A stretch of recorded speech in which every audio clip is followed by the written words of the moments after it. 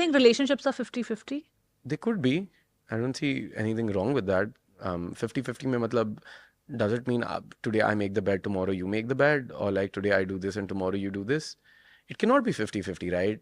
Let's talk about we going out and who pays for the bill? Does the man pay the bill or does the woman pay the bill? Um, and people are like, yeah, 50-50 hona chahiye. If I go out and someone's so stuck up on the idea कि 50-50 होना चाहिए, मैं ही पैसे दूंगी, नहीं. It's not that she wants to pay is the problem.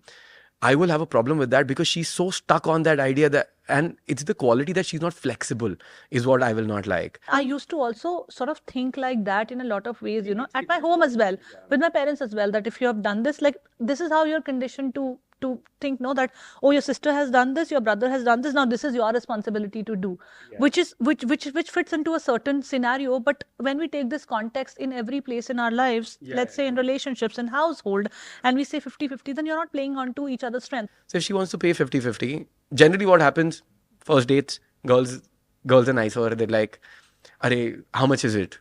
Let me pay. And I'm like, no, I've got this. She's like, are you sure? I was like, yeah, I've got this. She's like, no, let's split it. I was like, you take the next one. She's like, cool. That's flexibility. Next time, she'll be like, oh, you paid last time, I'm going to pay this. I'm like, it's okay, you don't need to, I'll pay. और वो भी ठीक है.